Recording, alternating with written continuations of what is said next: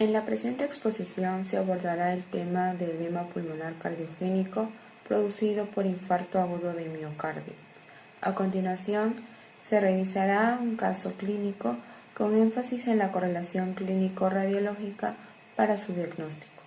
En este caso clínico presentamos a un paciente masculino de 64 años que acude al servicio de emergencia con un cuadro de disnea progresiva, ortopnea y edema en miembros inferiores.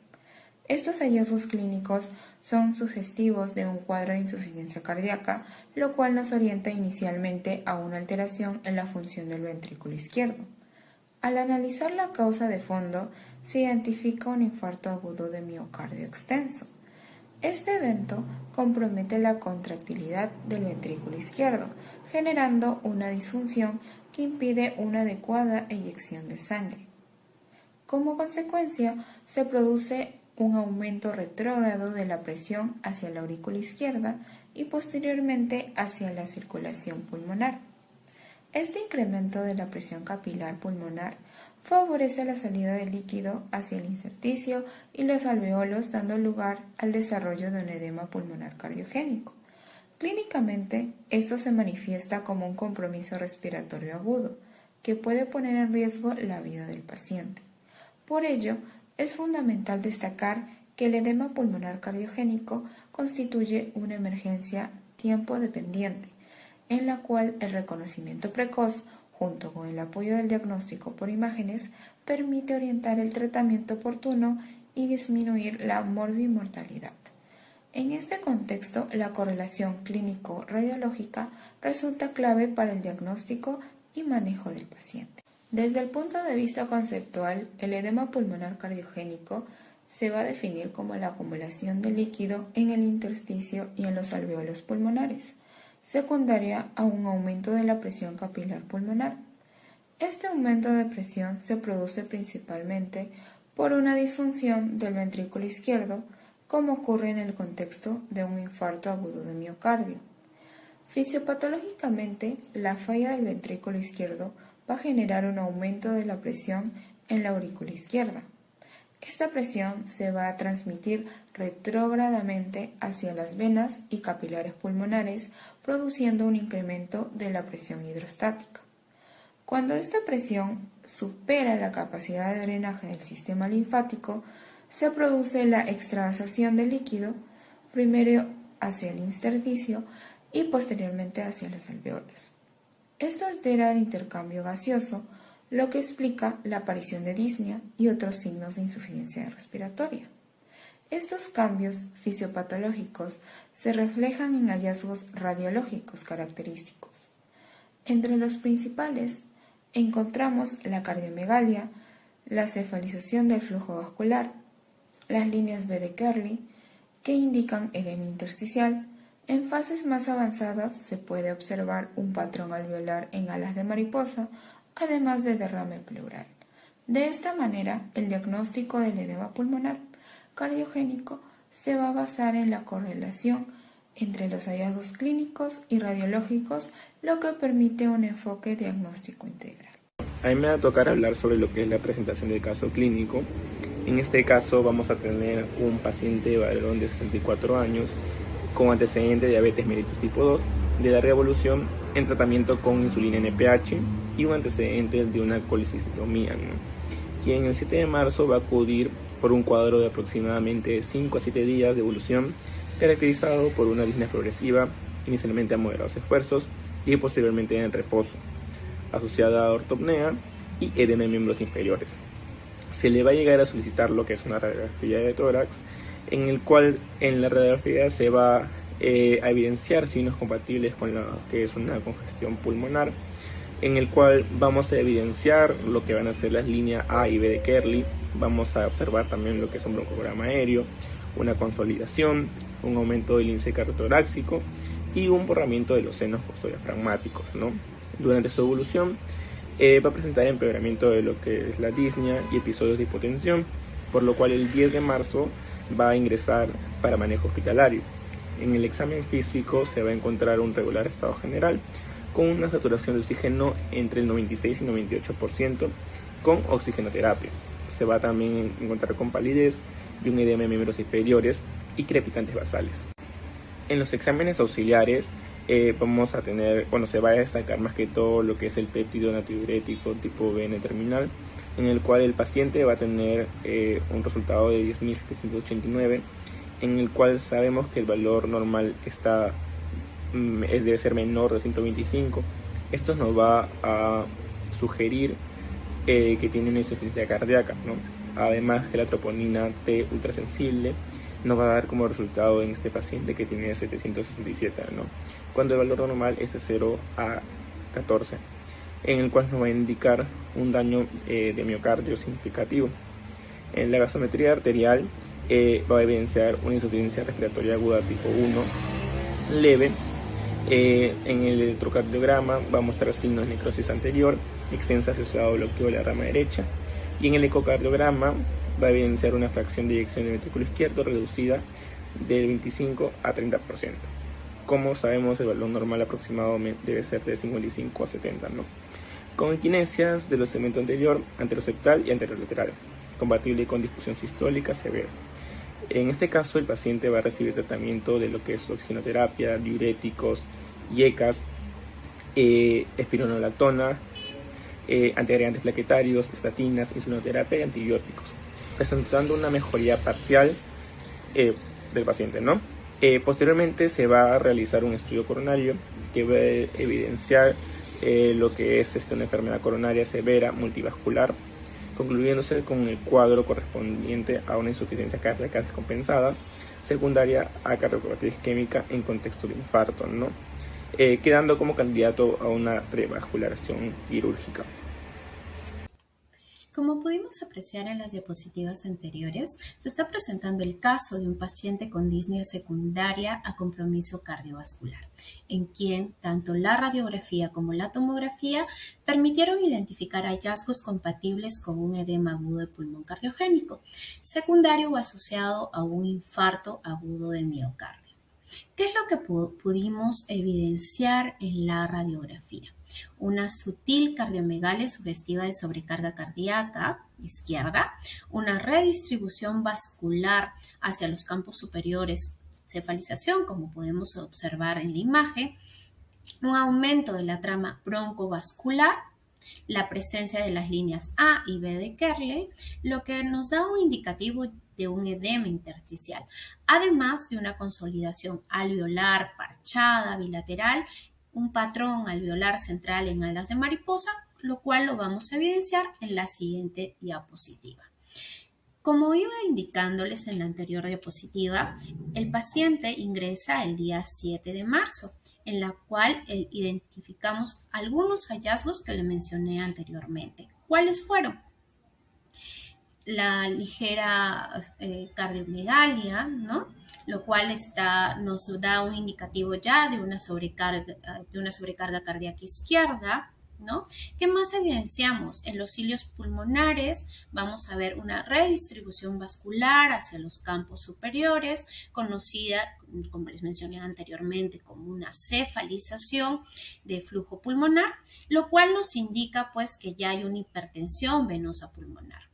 Cuando analizamos ya el parénquima pulmonar, lo que vamos a ver es un aumento ya difuso de la trama intersticial, lo cual pues nos va a mostrar o nos va a indicar o nos va a dar a evidenciar las líneas B de Kerley, lo cual van a ser compatibles con un engrosamiento en los septos interlobulares por un edema intersticial. ¿Qué más pudimos encontrar en la radiografía? Las líneas A de Kerley, las cuales se van a extender desde los cilios hacia la periferia sin contactar con la pleura, como podemos evidenciar en esta radiografía, lo cual va a reflejar el compromiso del intersticio profundo, como les mencioné anteriormente.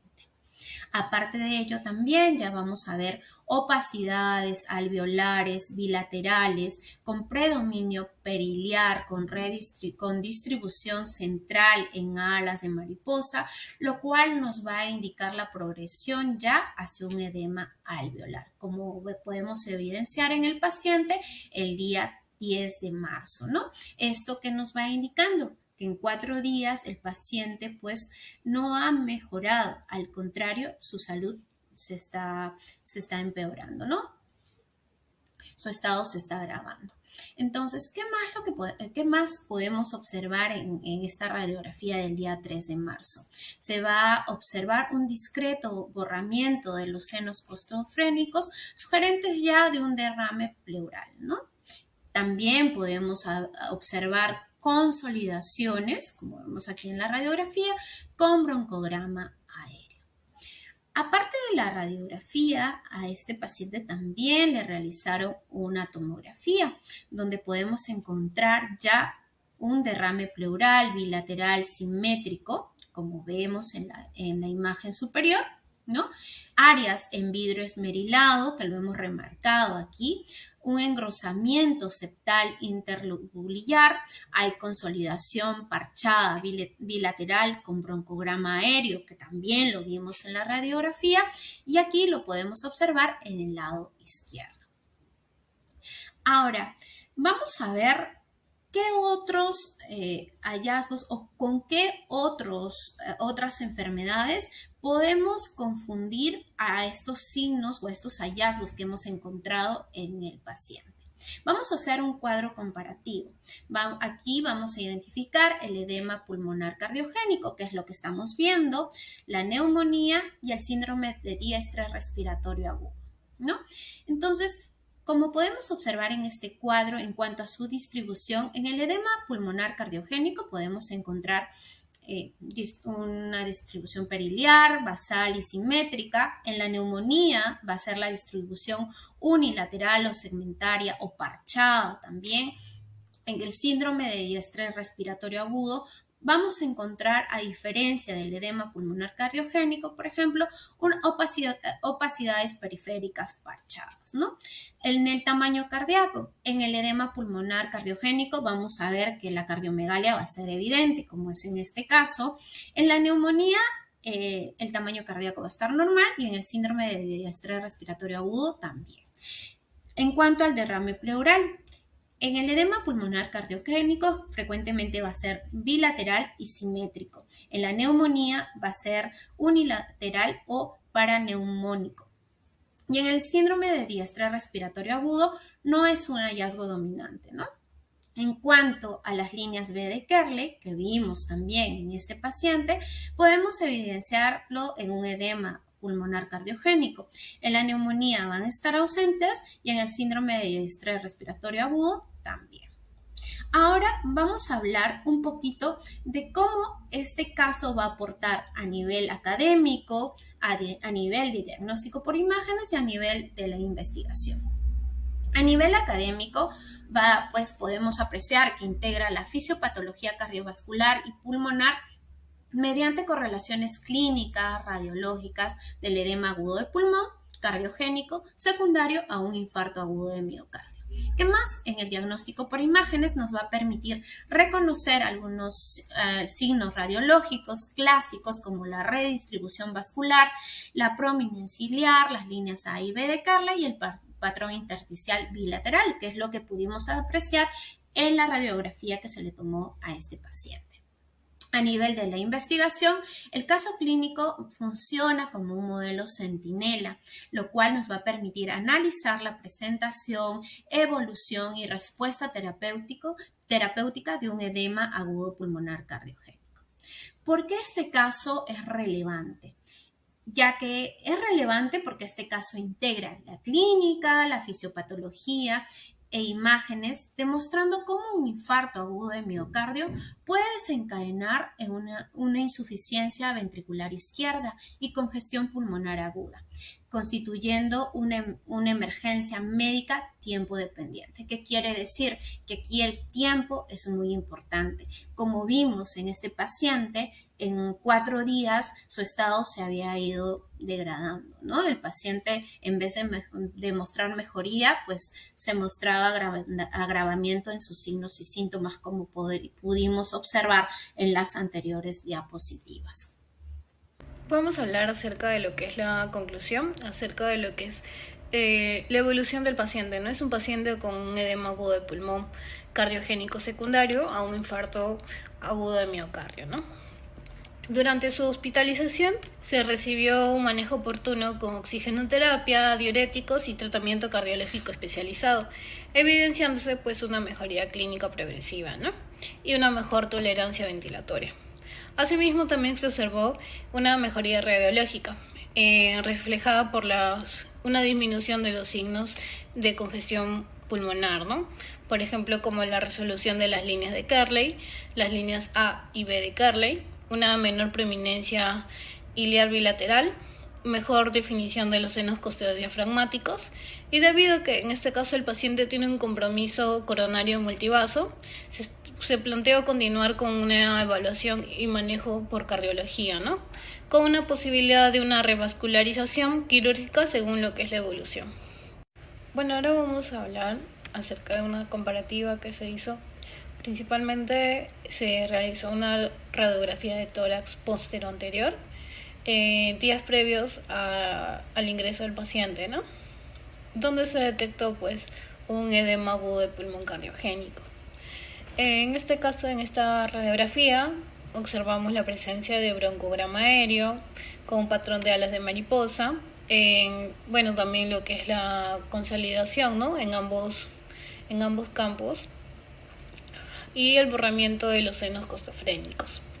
Sin embargo, se volvió a realizar lo que es una radiografía de tórax posterior anterior, pero en este caso cuando el paciente ya tuvo el tratamiento, ¿no? Hubo en este caso una resolución de la congestión pulmonar, donde pues vamos a ver una resolución de las líneas B de Carley. Los senos costodiafragmáticos van a estar en este caso ya bien definidos, tanto seno costodiafragmático derecho como seno costodiafragmático izquierdo. Hay una disminución de la prominencia iliar bilateral. Ya el patrón pulmonar pues va a estar mejorado, no va a haber una mayor aireación. Ya para concluir, ¿no? O finalizar, en el caso de un paciente con edema agudo de pulmón cardiogénico secundario, no consiste solamente en repetir conceptos teóricos, ¿no? Sino en integrar esa evidencia que tenemos, por ejemplo, evidencia clínica, radiológica, de laboratorio, con la realidad del paciente, ¿no? Y este análisis pues nos va a permitir comprender mejor la enfermedad y valorar lo que es la respuesta al tratamiento del paciente, permitiendo así que pues tenemos una mejor toma de decisiones médicas en situaciones críticas, ¿no? O bajo presión. Bueno, eso sería todo por nuestra parte. Concluimos con lo que son las referencias bibliográficas. Gracias.